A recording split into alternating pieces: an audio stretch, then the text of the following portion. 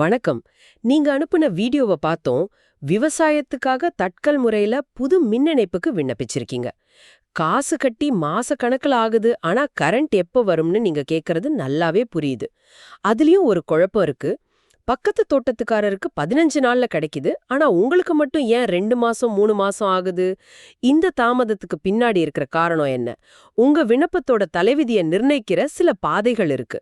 உங்க பாதை எது, ஏன் தாமதமாகுதுங்கிற மர்மத்தை நாம இன்னைக்கு சேர்ந்து விளக்க போறோம். வாங்க இத பத்தி ஆழமா பேசுவோம். இதுல சுவாரஸ்யமான விஷயம் என்னன்னா, தற்காலிக இணைப்புக்கான காலங்கிறது ஒரு நிலையான காலக்கெடு கிடையாது. எல்லாருக்கும் 30 நாள்ல கிடைக்கும்னு சொல்லிட முடியாது. உங்க நிலம் இருக்கிற இடம், அங்க ஏற்கனவே இருக்கிற மின்சார கட்டமைப்பு, அப்புறம் உங்களுக்கு இணைப்பு கொடுக்க தேவைப்படுற வேலையோட அளவை பொறுத்து உங்க விண்ணப்பம் 3 முக்கிய பாதைகள்ல ஒன்னே தேர்ந்தெடுக்கும்.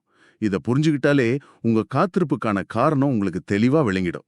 சரி, அப்போ அந்த முதல் படியிலிருந்தே ஆரம்பிக்கலாம். நாம விண்ணப்ப படிவத்தை பூர்த்தி செஞ்சு மின்சார வாரிய அலுவலகத்துல கொடுக்கறோம். அவங்க ஒரு டிடி, அதாவது டிமாண்ட் டிராஃப்ட் எடுக்க சொல்றாங்க. அதையும் கட்டி ரசீதை கொடுத்ததும் நம்ம விண்ணப்பத்தை பதிவு செஞ்சு ஒரு சீனியாரிட்டி எண் கொடுக்கறாங்க. இது வரைக்கும் எல்லாருக்கும் ஒரே மாதிரி தான் நடக்குது இல்லையா? ஆமா, இதுவரைக்கும் எல்லாரும் ஒரே வரிசையில தான் நிக்கிறாங்க. இந்த முதல் படி முடிஞ்ச பிறகுதான் உங்க விண்ணப்பத்தை ஆய்வு செய்யற அதிகாரிகள் கள நிலவரத்தை வச்சு அதை எந்த பிரிவுக்கு அனுப்பணும்னு முடிவு செய்வாங்க. இங்கிருந்து தான் உங்க கதை மத்தவங்க கதையில இருந்து பிரிய ஆரம்பிக்குது. ஒரே ரயில்ல ஏறி வெவ்வேறு ஸ்டேஷன்ல இறங்குற மாதிரி. இதுதான் முக்கியமான புள்ளி. அந்த 3 பிரிவுகள் அல்லது நீங்க சொன்ன மாதிரி 3 பாதைகள் என்னென்ன? வீடியோவில் சொல்ற மாதிரி முதல் வகை மியர் சர்வீஸ் கனெக்ஷன்னு சொல்றாங்க. இத நம்ம புரிதலுக்காக எளிமையான இணைப்பு அல்லது அருகாமை இணைப்புன்னு சொல்லலாமா? இதுதான் அதிவேக பாதையாம். 15லிருந்து 30 நாட்களுக்குள் இணைப்பு கிடைத்துவிடும்னு சொல்றாங்க.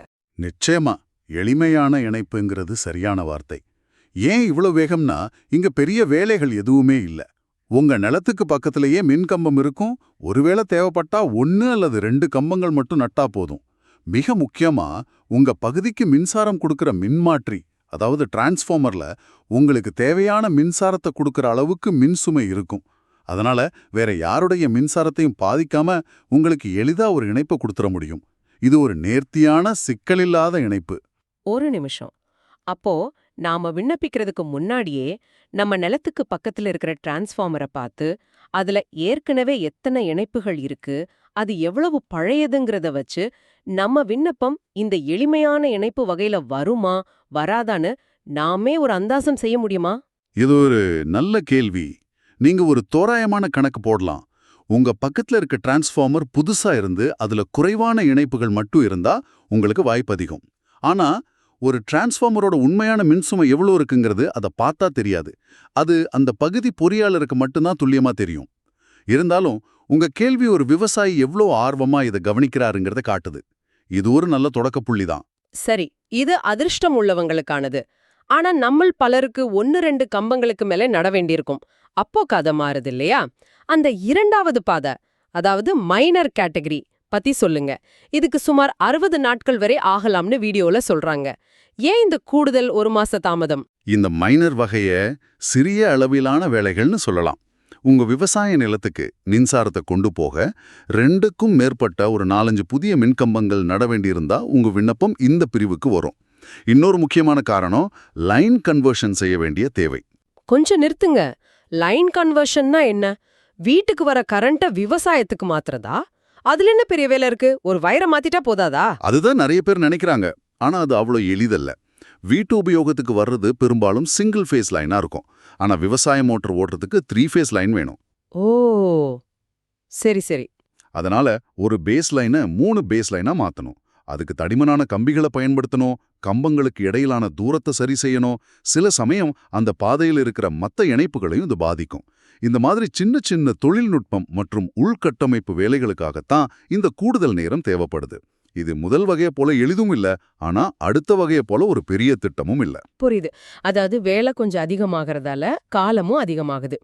இப்போ எல்லாரையும் அதிகமா கவலைப்பட வைக்கல அந்த 3வது பாதைக்கு வருவோம். Major category. இது 60 நாட்களுக்கு மேல, சில சமயம் பல மாதங்கள் கூட ஆகும்னு சொல்றாங்க. இதுக்காக தினமும் அலுவலகத்துக்கு ஃபோன் செஞ்சு தொந்தரவும் செய்யாதீங்கன்னு அந்த வீடியோல அறிவுறுத்துறாங்க. ஆனா ஒரு விவசாயிக்கு பயிருக்கு தண்ணி பாய்ச்ச வேண்டிய நேரத்துல பொறுமையா இருக்கிறது எவ்வளோ கஷ்டம். அப்படி என்ன என்னதான் பெரிய வேலை இதுல அடங்கியிருக்கு? உங்க ஆதங்கம் புரியுது. இத ஒரு தனிப்பட்ட மின் இணைப்பா பார்க்காம அந்த பகுதிக்கான ஒரு சிறிய மின் திட்டமாலே பார்க்கணும். இதுல 2 விதமான பெரிய தடைகள் இருக்கு. ஒன்னு தொழில்நுட்ப தடை, இன்னொன்னு நிர்வாக ரீதியான தடை. தொழில்நுட்ப ரீதியா பார்த்தா ஏற்கனவே இருக்கிற மின்மாற்றியில உங்களுக்கு மின்சாரம் கொடுக்கிற அளவுக்கு மின் சுமை சுத்தமா இருக்காது. அதனால உங்களுக்காகவே அந்த பகுதியில ஒரு புதிய மின்மாற்றிய நிறுவ வேண்டியிருக்கும். புதிய டிரான்ஸ்ஃபார்மரே வைக்கணுமா? அது நிச்சயம் பெரிய வேலை தான். வேற என்ன தொழில்நுட்ப காரணம் இருக்கு? இன்னொரு முக்கியமான காரணம் மின் அழுத்த குறைபாடு, அதாவது வோல்டேஜ் டிராப். உங்க நிலம் இருக்கிற மின் பாதையிலிருந்து ரொம்ப தூரத்துல இருந்தா நிறைய மின் கம்பங்கள் நட்டு நீண்ட தூரத்துக்கு லைன் இழுக்க வேண்டியிருக்கும். அப்படி இழுக்கும்போது மின்சாரத்தோட அழுத்தம் வழியிலேயே குறைஞ்சிடும். இந்த வோல்டேஜ் டிராப் ஆனா என்ன ஆகும்? விவசாயிக்கு அதனால என்ன பாதிப்பு? வோல்டேஜ் டிராப்னா என்னன்னு சிம்பிளா சொன்னா, உங்க மோட்டார் முழு சக்தியுடன் ஓடாது, அடிக்கடி பழுதடைய வாய்ப்புள்ளது, சில சமயங்கள்ல ஸ்டார்ட் கூட ஆகாது. அதனால சரியான மின்னழுத்தத்தை உறுதி செய்வது வெறும் தொழில்நுட்ப விஷயம் மட்டுமல்ல, உங்க விவசாயத்தோட உற்பத்தி திறனையே பாதிக்கிற ஒரு முக்கிய காரணி. இதை தவிர்க்க அவங்க பாதையை மாற்றி அமைக்கவோ அல்லது புதிய மின்மாற்றியை நிறுவவோ திட்டமிடணும். சரி, இது தொழில்நுட்ப சவால்கள். ஆனா நீங்க நிர்வாக ரீதியான தடைன்னு சொன்னீங்கல்ல, ஒருவேளை உண்மையான தாமதம் இங்கேதான் ஒளிஞ்சிருக்கா? தடைக்கல்லா இருக்கு. இந்த மேஜர் வகை விண்ணப்பங்களுக்கு ஒரு நீண்ட நிர்வாக ஒப்புதல் செயல்முறை இருக்கு. முதல்ல தேவைப்படுற வேலைகளுக்கு ஒரு மதிப்பீடு, அதாவது எஸ்டிமேட் தயாரிப்பாங்க. அந்த ஃபைல் உதவி பொறியாளர் அலுவலகமான டிடி ஆஃபீஸ்க்கு போகும். அவங்க சரிபார்த்து அதை ஒப்புதலுக்காக உதவி செயற்பொறியாளர் அலுவலகமான ஏடி ஆஃபீஸ்க்கு அனுப்புவாங்க. அங்கே ஒப்புதல், அதாவது சாங்ஷன் கிடைச்ச பிறகுதான் உங்களுக்கு தேவையான மின்கம்பங்கள், கம்பிகள், இன்சுலேட்டர்கள் போன்ற பொருள்களை ஸ்டோர்ல இருந்து எடுக்க அனுமதி கிடைக்கும். இந்த ஒவ்வொரு டேபிள்லையும் ஃபைல் நகர நேரம் எடுக்கும். இதனால தான் பொருள்கள் வாங்கறதுக்கான ஒப்புதல் பெறுவது ஒரு புதிய மின்மாற்றியை நிறுவுவதை விட அதிக காலம் எடுக்கலாம். நீங்க சொல்றத கேட்டா இது ஒரு தனிப்பட்ட விவசாயியோட பிரச்சனை மாதிரி தெரியல. ஆனா ஒரு விவசாயிக்கு இது நியாயமா படுமா? உங்கள் பகுதியின் வளர்ச்சிக்காக நீங்கள் காத்திருக்கிறீர்கள்னு சொல்றது ரொம்ப எளிது. ஆனா அவரோட பயிர் தண்ணீரின்றி காய்ந்து போனா அந்த வளர்ச்சி யாருக்கு பயன்படும்? இது ஒரு கடினமான உண்மை. விவசாயியோட பார்வையில இது முற்றிலும் அநியாயம்தான். அவரோட உடனடி தேவை முக்கியம். ஆனா மின்சார வாரியத்தோட பார்வையில அவங்க ஒரு பெரிய திட்டமிடலோட செயல்பட வேண்டியிருக்கு. ஒரே ஒரு விண்ணப்பத்துக்காக பல லட்சம் ரூபாய் செலவுல ஒரு டிரான்ஸ்ஃபார்மர் வைக்கிறதுக்கு பதிலா அந்த பகுதியில இருந்து இன்னும் சில விண்ணப்பங்கள் வரதான் பார்ப்பாங்க. அப்படி செஞ்சா செலவை பகிர்ந்துக்க முடியும், திட்டமிடலும் சரியா இருக்கும். இது ஒரு தனிநபரின் தேவைக்கும் ஒரு அமைப்பின் பரந்த திட்டமிடலுக்கும் இடையிலான ஒரு போராட்டம். இதனால தான் இந்த வகை விண்ணப்பங்களுக்கு பொறுமை ரொம்ப அவசியம்னு சொல்றாங்க.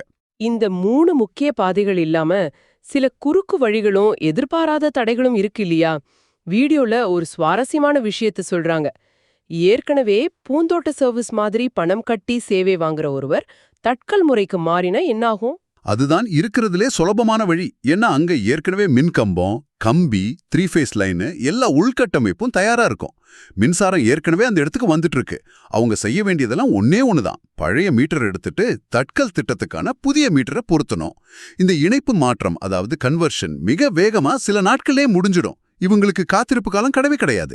சரி, இது எளிதான வழி. ஆனா பாதையில ஒரு எதிர்பாராத திருப்பு வந்தா, உதாரணமா நம்ம நிலத்துக்கு மின்சாரத்தை கொண்டு வர வழியில ஒரு வாய்க்கால், ஆறு அல்லது குளம் மாதிரி நீர்வழி தடைகள் இருந்தா என்ன செய்யறது? இது இணைப்பு கொடுக்கறதுல ஒரு தடையா அமையுமா? இது ஒரு முக்கியமான கேள்வியை எழுப்புது. நீங்க 5 HP அல்லது 7.5 HP மாதிரி அதிக திறன் கொண்ட மோட்டாருக்கு விண்ணப்பிக்கும் போது வழியில இந்த மாதிரி தடைகள் இருந்தா மின்சார வாரியம் உடனடியா முழு திறனுக்கும் அனுமதி கொடுக்காது. ஏன்னா பாதுகாப்பு மற்றும் சுற்றுச்சூழல் விதிகள் இதுல சம்பந்தப்பட்டிருக்கு. அப்போ இணைப்பு கிடைக்காதா அல்லது குறைவா கிடைக்குமா? முதல்ல அவங்க 3 HP மாதிரி குறைந்த திறனுக்கு இணைப்பு கொடுத்துடுவாங்க. பிறகு அந்த நீர்வழி பாதை சம்பந்தப்பட்ட துறையிடமிருந்து, உதாரணமா பொதுப்பணித்துறையிடமிருந்து தடையில்லா சான்றிதழ், அதாவது NOC வாங்கிட்டு வர சொல்வாங்க. அந்த நீர்வழி பாதைக்கு கடந்து மின்பாதை அமைக்கிறதுனால எந்த பாதிப்பும் இல்லைன்னு நீங்க சான்றிதழ் சமர்ப்பிச்ச பிறகு நீங்க கேட்ட மீதி மின் சுமைக்கு அனுமதி கொடுப்பாங்க. நடைமுறையில இந்த NOC வாங்குறது எவ்வளோ கஷ்டம். இதுவே ஒரு பெரிய தாமதத்துக்கு காரணமாயிடுமா? நிச்சயமாக ஆகலாம். சில சமயம் இது ஒரு பெரிய சவாலா மாறிடும். சம்பந்தப்பட்ட அரசு அலுவலகத்துக்கு நீங்க பலமுறை நடையா நடக்க வேண்டியிருக்கும். அவங்க இடத்த ஆய்வு செஞ்சு, அறிக்கை தயார் செஞ்சு, சான்றிதழ் கொடுக்க பல வாரங்கள், சில சமயம் மாதங்கள் கூட ஆகலாம். அதனால உங்க பாதையில இந்த மாதிரி ஒரு தடை இருந்தா, மின் இணைப்பு தாமதமாகறதுக்கு இதுவும் ஒரு முக்கிய காரணமா இருக்கலாங்கிறத நீங்க மனசுல வச்சுக்கணும். அப்போ இந்த முழு கலந்துரையாடல்ல இருந்தும் நாம் என்ன தெரிஞ்சுக்கணும்னா, தட்கால் மின் இணைப்புக்கான காத்திருப்பு நேரங்கிறது தன்னிச்சையானது இல்ல. அது உங்க விண்ணப்பம் எந்த பாதையில பயணிக்குதுங்கிறத பொறுத்தது. எளிமையான இணைப்பு, சிறிய அளவிலான வேலை அல்லது பெரிய திட்டம், இந்த 3ல உங்க விண்ணப்பம் எதுன்னு புரிஞ்சுக்கிட்டா காத்திருப்புக்கான காரணத்தையும் உங்களால புரிஞ்சுக்க முடியும். இப்போ எனக்கு ஒரு நடைமுறை கேள்வி இருக்கு. நம்ம விண்ணப்பம் இந்த 3ல எந்த பிரிவுல இருக்குன்னு மின்சார வாரி அலுவலகத்துல கேட்டா சொல்வாங்களா? இது தெரிஞ்சுக்கிறது நம்மளோட அடுத்த கட்ட நடவடிக்கைக்கு உதவும் இல்லையா? கண்டிப்பா கேட்கலாம். அவங்க சொல்லணும், உங்க விண்ணப்பத்தோட நிலை என்ன, அது ஏன் தாமதமாகுது, அது எந்த பிரிவின் கீழ பரிசீலனையில் இருக்குன்னு தெரிஞ்சுக்க உங்களுக்கு முழு உரிமை இருக்கு. உங்க விண்ணப்பம் மேஜர் பிரிவுல இருக்குன்னு தெரிஞ்சா, நீங்க தினமும் அவசரப்படுத்தாம ஒரு குறிப்பிட்ட கால இடைவெளியில அதோட முன்னேற்றம் பற்றி கேட்கலாம். இது தேவையில்லாத மன உளைச்சலை குறைக்கும். அருமை. அப்போ நம்ம காத்திருப்புக்கான காரணம் ஒரு தனிப்பட்ட தாமதம் இல்ல, அது ஒரு பெரிய செயல்முறையோட ஒரு அங்கம். ஆமா, இறுதியா சிந்திப்பதற்கு ஒரு விஷயம். அந்த வீடியோவில் பேசியவர் ஒரு அனுபவத்தை சொன்னார். ஒருத்தர் மேஜர் கேட்டகரியில 6 மாதங்கள் ஆகியிருக்கிறது. அவர் பொறுமை இழந்து அதிகாரிகளிடம் சண்டை போட்டிருக்கிறார். பிறகுதான் தெரிந்தது, அவருக்காக நிறுவப்பட்ட புதிய டிரான்ஸ்ஃபார்மரால் அந்த பகுதியில் மேலும் 5 விவசாயிகளுக்கு உடனடியாக இணைப்பு கிடைத்தது என்று. அவருடைய காத்திருக்கும் மற்றவர்களுக்கு ஒரு வரமாக அமைந்தது. ஒருவேளை உங்க விண்ணப்பம் மேஜர் பிரிவில் தாமதமானால், அது வெறுமனே உங்க இணைப்பு தாமதமாவதாக அர்த்தமில்லை. உங்கள் இணைப்புக்காக நிறுவப்படும் ஒரு புதிய மின்மாற்றி அல்லது இழுக்கப்படும் புதிய மின்கம்பிகள் வருங்காலத்தில் உங்கள் பகுதியில் உள்ள மற்ற விவசாயிகளுக்கும் பயனளிக்கக்கூடும் அல்லவா? ஒரு வகையில் உங்க காத்திருப்பு அந்த பகுதியின் ஒட்டுமொத்த வளர்ச்சிக்கு ஒரு தொடக்கப் புள்ளியாக இருக்கலாம். இதை யோசித்து பாருங்க.